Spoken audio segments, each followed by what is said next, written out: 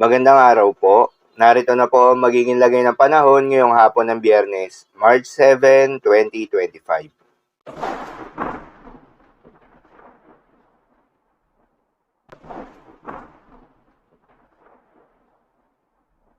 Sa kasalukuyan at ayon sa pag-asa, itong northeast monsoon o hanging amihan ang patuloy na nakakaapekto sa may extreme northern Luzon. Dahil dito ay asahan yung bahagya hanggang sa maulap na kalangitan na may kalat-kalat na mahihinang mga pagulan.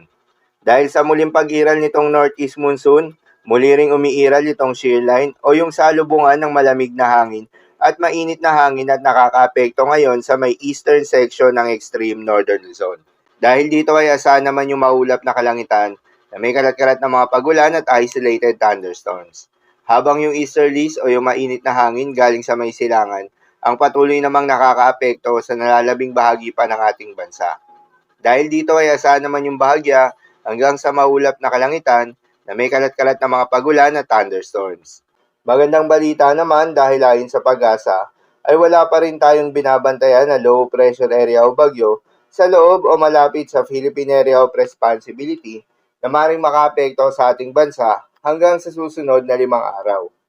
Ngunit maging handa pa rin tayo dahil maaaring wala o merong isang bagyo ang posibleng mabuo o pumasok ng Philippine Area of Responsibility ngayong buwan ng Marso. At dahil nga sa epekto nitong shear line, asahan ngayong araw sa may mainland Cagayan, Apayao, Kalinga, Isabela at Aurora ang maulap na kalangitan na may kalat-kalat na mga pagulan at isolated thunderstorms. Posible ang mga pagbaha o pagguho ng lupa dahil sa katamtaman hanggang sa kung minsan ay malakas na pagulan. Habang sa Caraga, Southern Leyte at Davao Oriental ay asahan naman yung maulap na kalangitan na may kalat-kalat na mga pagulan at thunderstorms na dulot ng easterlies. Posible rin ang mga pagbaha o pagguho ng lupa dahil sa katamtaman hanggang sa kung minsan ay malakas na pagulan. Habang sa Batanes naman at Babuyan Islands ay asahan naman yung maulap na kalangitan na may kasama mga pagulan na dulot ng northeast monsoon. Posible rin ang mga pagbaha o pagguho ng lupa dahil sa katamtaman hanggang sa kung minsan ay malakas na pagulan.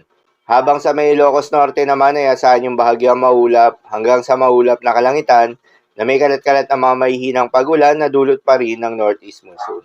At sa Metro Manila at nalalabing bahagi pa ng ating bansa ay asahan naman yung bahagyang maulap hanggang sa maulap na kalangitan na may kalat-kalat na mga pagulan o thunderstorms na dulot ng easterlies. Posible rin ang mga pagbaha o pagguho ng lupa during severe thunderstorms. Madalas, nabobo ang mga thunderstorms na ito tuwing hapon o gabi na nagtatagal ng 1 hanggang 2 oras. Kaya naman ingat sa mga posibleng banta ng pagbaha at pagguho ng lupa, lalong-lalo na sa mga lugar na inuulan na noong mga nakaraang araw pa. Para naman sa magiging lagay ng mga dagat baybayin, ayon sa pag-asa ay may nakataas pa rin tayo na gale warning sa mga seaboards ng Batanes, Cagayan, kabilang na ang Babuyan Islands, Ilocos Norte at Ilocos Sur. Kapag ganitong may gale warning, payo ng pag-asa ay huwag munang pumalaot yung mga kababayan nating mangingisda at yung may mga maliliit na sasakyang pandagat sa mga nasabing seaboards. Dahil inaasahan yung maalon hanggang sa napakaalon na karagatan. Habang sa nalalabing seaboards ng ating bansa ay asahan naman yung banayad hanggang sa katamtaman ng mga pag-alon. So, yun lamang po para sa lagay ng panahon ngayong araw ng Biyernes. Keep safe, everyone.